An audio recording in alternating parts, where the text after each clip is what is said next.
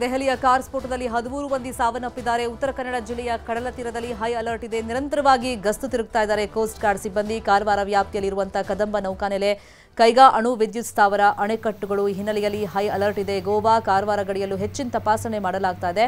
ಪ್ರತಿ ಮೀನುಗಾರರ ಬೋಟ್ನಲ್ಲಿ ಕಾರ್ಮಿಕರ ದಾಖಲಾತಿಯ ಪರಿಶೀಲನೆ ಆಗ್ತಾ ಇದೆ. ಅಲ್ಲಿ ಭದ್ರತೆ ಹೆಂಗಿದೆ, ಹೆಂಗ್ ಹೈ ಅಲರ್ಟ್ ಆಗಿದ್ದಾರೆ ಅನ್ನೋ ಕುರಿತಂತೆ ನಮ್ಮ ಪ್ರತಿನಿಧಿ ದರ್ಶನ್ ನಾಯ್ಕ್ ಪ್ರತ್ಯಕ್ಷ ವರದಿಯನ್ನು ಕೊಟ್ಟಿದ್ದಾರೆ. ನೋಡೋಣ. ದೆಹಲಿ ಕೆಂಪು ಕೋಟೆ ಸ್ಫೋಟದ ಬಳಿಕ ಉತ್ತರ ಕನ್ನಡ ಜಿಲ್ಲೆಯಲ್ಲೂ ಕೂಡ ಹೈ ಅಲರ್ಟ್ ಅನ್ನ ಮಾಡಿರುವಂತದ್ದು. ಉತ್ತರ ಕನ್ನಡ ಜಿಲ್ಲೆಯಲ್ಲೂ ಕೂಡ ಸಾಕಷ್ಟು ಸೂಕ್ಷ್ಮ ಪ್ರದೇಶಗಳಿವೆ, ಇಲ್ಲೆಲ್ಲ ಹೈ ಅಲರ್ಟ್ ಅನ್ನ ಮಾಡಿರುವಂತದ್ದು.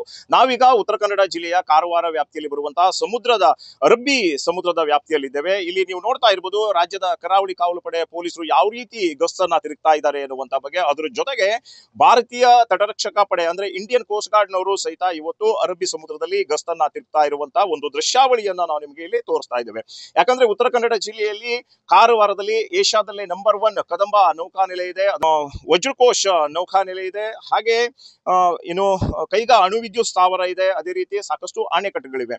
ಈ ಭಾಗದಲ್ಲಿ ಸಾಕಷ್ಟು ಸೂಕ್ಷ್ಮ ಪ್ರದೇಶಗಳು ಇರುವಂತಹ ಒಂದು ಹಿನ್ನೆಲೆಯಲ್ಲಿ ಇವತ್ತು ಹೈ ಅಲರ್ಟ್ ಅನ್ನ ಮಾಡಿರುವಂತದ್ದು. ಯಾಕಂದ್ರೆ ದೆಹಲಿ ಕೆಂಪು ಕೋಟೆ ಬಳಿ ಏನು ಸ್ಫೋಟ ಆಯ್ತೋ ಅದಾದ ನಂತರ ಕ್ಷಣಾರ್ಧದಲ್ಲೇ ಉತ್ತರ ಕನ್ನಡ ಜಿಲ್ಲೆಯ ಕಾರವಾರದಲ್ಲೂ ಕೂಡ ಹೈ ಅಲರ್ಟ್ ಅನ್ನ ಮಾಡಿರುವಂತದ್ದು. ನಾವು ನಿಮ್ಗೆ ಈಗ ರಾಜ್ಯದ ಕರಾವಳಿ ಕಾವಲು ಪಡೆ ಪೊಲೀಸರು ಯಾವ ರೀತಿ ಇಲ್ಲಿ ಗಸ್ತು ತಿರುಗ್ತಾ ಇದ್ದಾರೆ, ಅದ್ರ ಜೊತೆಗೆ ಇಲ್ಲಿ ಯಾವ ರೀತಿ ಕೆಲಸವನ್ನ ಮಾಡ್ತಾ ಇದ್ದಾರೆ ಎನ್ನುವಂತ ಬಗ್ಗೆ ನಾವು ನಿಮ್ಗೆ ಇಲ್ಲಿ ದೃಶ್ಯಾವಳಿ ಮೂಲಕ ತೋರಿಸ್ತಾ ಇದ್ದೇವೆ.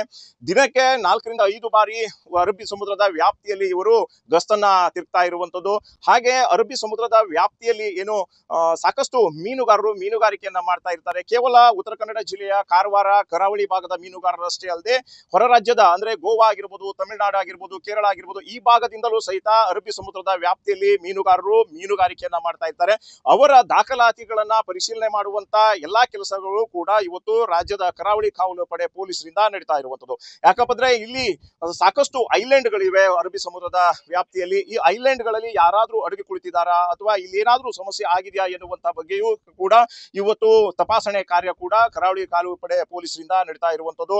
ಹಾಗೆ ಸಮುದ್ರದ ವ್ಯಾಪ್ತಿಯಲ್ಲಿ ಯಾರೇ ಅನುಮಾನಾಸ್ಪದವಾಗಿ ಕಂಡು ಬಂದ್ರು, ಯಾರದೇ ಒಂದು ಮೀನುಗಾರಿಕಾ ಬೋಟ್ಗಳು ಕೂಡ ಅನುಮಾನಾಸ್ಪದವಾಗಿ ಕಂಡು ಬಂದ್ರೆ ಆ ಬೋಟಿನ ಮಾಹಿತಿಯನ್ನ ಹಿರಿಯ ಅಧಿಕಾರಿಗಳಿಗೆ ನೀಡುವಂತ ಎಲ್ಲಾ ಕೆಲಸಗಳು ಇವತ್ತು ಕರಾವಳಿ ರಾಜ್ಯ ಕಾವಲು ಪಡೆ ಪೊಲೀಸರಿಂದ ನಡೀತಾ ಇರುವಂತದ್ದು. ಅದ್ರ ಜೊತೆಗೆ ಇಂಡಿಯನ್ ಕೋಸ್ಟ್ ಗಾರ್ಡ್ ಕೂಡ ಇವತ್ತು ಗಸ್ತು ತಿರುಗಲು ಮುಂದಾಗಿರುವಂತದ್ದು. ಅರಬ್ಬಿ ಸಮುದ್ರದ ವ್ಯಾಪ್ತಿಯಲ್ಲಿ ಇಂಡಿಯನ್ ಕೋಸ್ಟ್ ಗಾರ್ಡ್ ನವರು ಸಹಿತ ಇವತ್ತು ಗಸ್ತು ತಿರುಗಿ ಅನುಮಾನಾಸ್ಪದ ಬೋಟ್ಗಳಾಗಿರ್ಬೋದು, ಅದೇ ರೀತಿ ಇಲ್ಲಿ ಮೀನುಗಾರಿಕೆ ಮಾಡ್ತಾ ಇರುವಂತಹ ಎಲ್ಲಾ ಬೋಟ್ಗಳ ತಪಾಸಣೆಯನ್ನ ಸಹ ಮಾಡ್ತಾ ಇರುವಂತದ್ದು.